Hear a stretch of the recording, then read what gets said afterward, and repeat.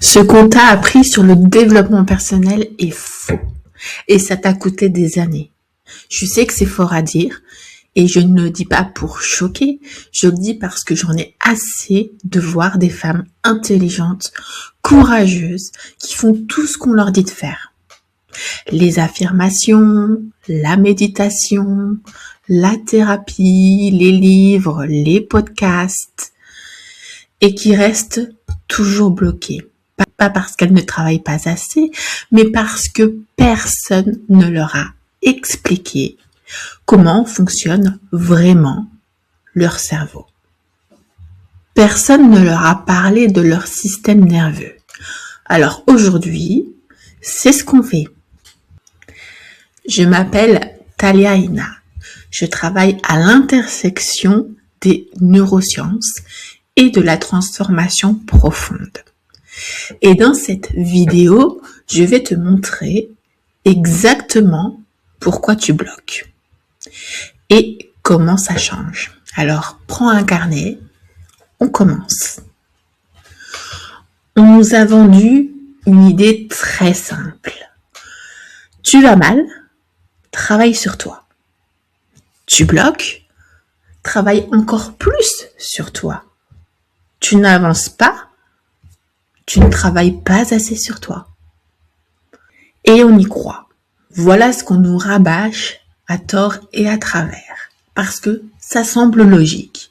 Sauf que cette logique ignore complètement la biologie. Laisse-moi te poser une question. Est-ce que tu as déjà essayé de te calmer en te disant simplement « calme-toi » ? Est-ce que ça marche ? Non. Et ce n'est pas parce que tu es faible, c'est parce que la partie de ton cerveau qui génère la panique n'entend pas les mots. Et c'est simplement pour cette raison. Elle ne parle pas cette langue. Ton cerveau a 3 niveaux. Le premier, c'est le cortex préfrontal. Celui qui réfléchit, qui planifie, raisonne, c'est lui qui lit les livres du développement personnel, c'est lui qui comprend tout ce que tu lui dis et aussi tout ce que je te dis là. Le deuxième, le système limbique, c'est le siège de tes émotions, de ta mémoire émotionnelle et de tes attachements. Le troisième, le cerveau reptilien, le plus ancien, le plus primitif. Sa seule mission, te garder en vie. Et voilà ce qui se passe quand tu es en mode survie. Le cerveau reptilien prend le contrôle. Il coupe l'accès au cortex préfrontal. Du coup, l'analyse, la réflexion ne fonctionnent pas. Pourquoi ? Parce qu'en situation de danger, réfléchir, c'est trop long. Trop lent. Réagir, c'est survivre. Le problème, c'est que ton cerveau reptilien ne fait pas la différence entre un prédateur et un email stressant. Entre un danger de mort et une conversation difficile. Entre une vraie menace et la peur du jugement des autres. Pour lui, c'est la même chose. Et il réagit de la même façon. Donc, quand tu essaies de travailler sur toi depuis un état de survie, rien ne fonctionne. Tu utilises un outil que ton cerveau ne peut pas entendre.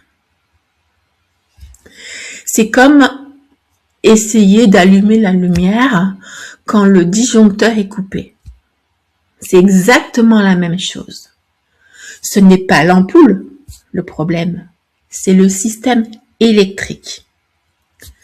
Maintenant, je veux qu'on rentre dans quelque chose de très concret. Parce que le mode survie, il ne ressemble pas toujours à ce qu'on imagine.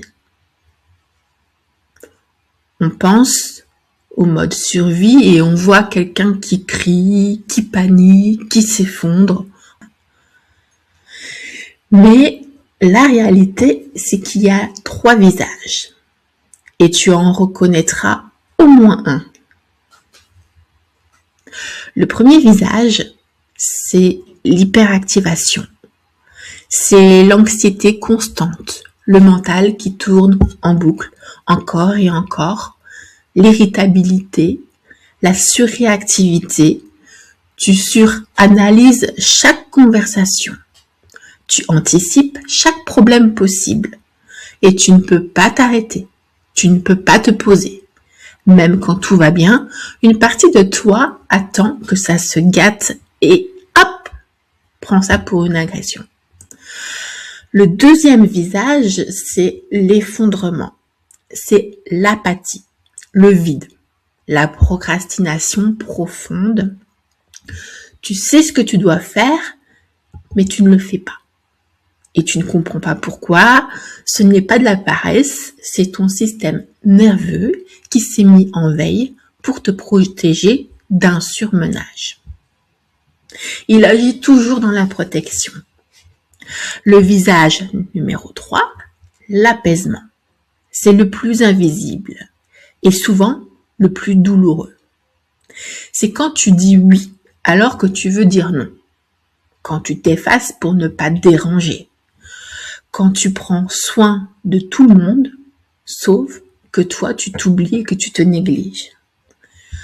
Quand tu portes les émotions des autres comme si c'était les tiennes, ce n'est pas de la gentillesse. C'est une stratégie de survie nerveuse développée à une époque où te faire oublier était plus sûr que d'exister pleinement. Est-ce que tu te reconnais dans un de ces 3 visages? Je suppose que le dernier te parle davantage. Peut-être dans les 3 même. C'est normal. Ton système nerveux navigue entre ces états en permanence, en cherchant toujours la meilleure façon de te protéger. Et je le souligne, ton système nerveux cherche toujours à te protéger, c'est ton meilleur allié. Le problème, ce n'est pas lui. Le problème, c'est qu'il est coincé dans des stratégies de survie qui n'ont plus lieu d'être. Alors maintenant, je veux te donner quelque chose de concret, un outil que j'utilise avec toutes mes clientes au début de notre travail et qui fonctionne vraiment bien. Je l'appelle l'inventaire. Simple en fait, vous allez voir. Je t'invite à le faire avec moi maintenant pour t'exercer. Prends ton carnet. Alors, l'étape numéro 1, elle consiste à écrire toutes les actions que tu as posées cette semaine. Tout, les petites, les grandes, ce que tu as fait, ce que tu n'as pas fait. L'étape numéro 2, pour chaque action, pose-toi cette question. Est-ce que j'ai fait ça depuis un état de sécurité ou depuis un état de survie? Tu peux faire 2 colonnes et classer est-ce que je l'ai fait en sécurité ou en survie. Je vais te donner un exemple. Tu as scrollé Instagram pendant 1 heure en te comparant aux autres. Survie, ton cerveau cherchait des informations sur les menaces dans ton environnement social. Et pourtant, ça n'a pas l'air. Tu as dit oui à quelque chose que tu ne voulais pas faire. Survie.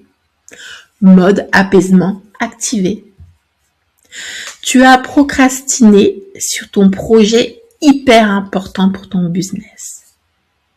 Ton cerveau a préféré l'inconfort. Encore une fois, survie. Il a préféré l'inconfort connu à l'incertitude inconnue.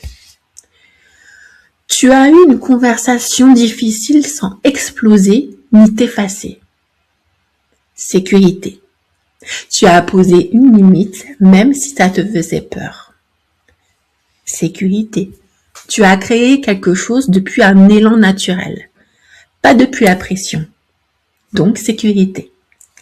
L'étape numéro 3. Regarde ce que tu vois, pas pour te juger. Ne te juge pas, jamais. Mais pour comprendre depuis quel état tu opères la majorité du temps. Comment tu te comportes en continu sans même y penser. Parce que la vraie question n'est pas est-ce que je travaille assez? C'est depuis quel état neurologique est-ce que je construis ma vie? Et ça, c'est différent. Ça fait toute la différence. Les mêmes actions produisent des états complètement différents, selon l'état depuis lequel tu les poses. Une décision prise depuis la peur versus depuis la clarté, mais ce n'est pas la même chose. Ce n'est pas la même décision. Une relation construite depuis le manque versus depuis la sécurité, ce n'est pas la même relation. Un business construit depuis l'anxiété versus depuis l'alignement, ce n'est pas le même business. Et tout part de là. Maintenant que tu as fait ces inventaires, je veux introduire un concept qui va changer ta façon de voir tes journées. Il y a 3 types d'actions dans la vie d'une femme en mode survie. Le type numéro 1, les actions de régulation vraies. Ce sont celles qui régulent ton système nerveux en profondeur, te rapprochant de qui tu veux être vraiment, de ton objectif, et ont un effet qui dure et se cumule dans le temps. Ces actions sont asymétriques. Un petit investissement d'énergie pour un résultat massif sur le long terme. Exemple, une pratique de régulation nerveuse. Limites posées depuis tes propres valeurs, des relations où tu te sens vraiment en sécurité, des décisions prises depuis la clarté et non la peur. Ces actions-là, tu veux les identifier, les protéger et tu vas les multiplier. Le type numéro 2, les actions de survie déguisées. Un peu moins bien quand même. Ce sont les plus dangereuses parce qu'elles ressemblent à de la croissance d'aspect, mais elles maintiennent ton système nerveux dans un état d'activation permanent. Par exemple, consommer du contenu bien-être à l'infini sans jamais l'intégrer. Faire des formations sur les formations sans jamais passer à l'action. Faire des affirmations positives tous les jours, matin et soir. S'occuper constamment pour ne pas sentir ce qui est là. Combler le temps. Aider tout le monde autour de toi pour te sentir utile pendant que toi, tu te vides en fait. Le feedback de ces actions, tu te sens occupé. Tu as l'impression d'avancer, mais dans 6 mois, tu es exactement au même endroit et tu es épuisé. Et c'est souvent dans ce type numéro 2 que les personnes se trouvent. Le type numéro 3, les actions d'épuisement automatique. Ce sont celles que ton système nerveux génère en pilote automatique. La rumination mentale, l'hypervigilance, le perfectionnisme paralysant, la surexplication de toi-même. Ce sont pas des défauts, ce sont pas des faiblesses non plus. Ce sont des stratégies de survie que ton cerveau a développées à une époque où elles avaient du sens. Ça peut être à l'adolescence ou à l'enfance. Elles te coûtent tout sans te donner grand-chose. Et la clé, ce n'est pas de les combattre. La clé, c'est de réguler le système nerveux qui les génère, tout simplement. Quand tu fais ça, ces comportements s'estompent naturellement parce qu'ils n'ont plus de raison d'être. Il faut les remplacer. Enlever crée de vide. Remplacer, c'est plus serein. Alors, comment on régule concrètement? Je vais te donner 3 portes d'entrée. La porte numéro 1, le corps avant le mental. Le système nerveux ne se régule pas par la pensée. Il se régule par le corps. Une respiration lente, inspiration 4 secondes et expiration plus longue, 6 secondes. Cela active le nerf vague, ton frein nerveux naturel. Les mouvements doux, pas pour brûler des calories, mais pour libérer la tension qui est stockée dans ton corps, dans tes muscles. Froid, chaleur, toucher, ton corps a besoin de signaux sensoriels pour sortir du mode survie. Pratique concrète, par exemple, 5 minutes chaque matin avant ton téléphone, avant ton café, avant tout. Juste respirer et sentir ton corps, le bouger lentement. Ça semble trop simple, mais c'est parce que ton cerveau est en mode survie, résiste toujours aux solutions simples.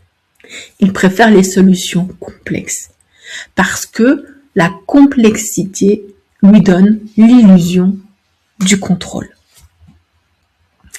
La porte 2 est l'interruption consciente. Quand tu sens une réaction automatique s'activer, avant de la suivre, nomme-la. Je sens que mon système nerveux vient de s'activer. Cette simple phrase réengage ton cortex préfrontal et elle va t'aider. Elle crée un espace entre le stimulus et ta réponse. Et dans cet espace, tu retrouves ton choix. La porte numéro 3 s'appelle la co-régulation. Ton système nerveux ne se régule pas seul. Il se régule en relation. C'est neurologique. Ton système nerveux est constamment en train de scanner le système nerveux des personnes autour de toi. C'est un scan continu en permanence. C'est pour ça qu'une personne calme change tout. C'est pour ça que certaines personnes te régulent juste par leur présence. Elles t'apaisent. Et d'autres te dérèglent avant même d'avoir parlé. Elles t'énervent. Concrètement, c'est un peu ça. Choisis tes relations avec intention. Crée des espaces de sécurité réels. Et si tu veux aller plus loin, travaille avec quelqu'un dont le système nerveux régulé peut influencer le tien directement. Et oui, ça existe. Ce qu'on t'a appris sur le développement personnel est incomplet. Pas inutile, simplement incomplet. Parce que le travail sur la pensée, sans le travail sur le corps, c'est construire une maison sans fondation. Ni plus ni moins. Tu peux mettre les plus beaux meubles, la plus belle déco, mais si les fondations sont instables, tout tremble au moindre vent. Ton système nerveux, c'est tes fondations. Et quand tu le régules, tout le reste devient plus simple. Tes décisions, tes relations, ton travail, ta façon d'être dans le monde. Si tu dois retenir 3 choses, c'est tu n'es pas cassé, tu n'es pas abîmé, tu n'es pas traumatisé. Ton système nerveux fait ce qu'il a appris à faire. 2, le changement commence dans le corps, pas dans les pensées. 3, la régulation est une compétence. Ça s'apprend, ça se pratique quotidiennement et ça change tout. Et enfin, si cette vidéo t'a parlé, abonne-toi parce que chaque semaine, je publie du contenu sur la régulation nerveuse, les neurosciences appliquées et la transformation réelle. Et si tu veux comprendre comment fonctionne ton système nerveux spécifique, le lien est en description. Il te permet de réserver un appel découverte avec moi qui est gratuit, qui dure 15 minutes et qui te permet de cibler comment fonctionne ton système nerveux. On regarde ensemble où tu en es, ce qui bloque et ce qui peut changer. Ce calme existe pour toi aussi. À la semaine prochaine.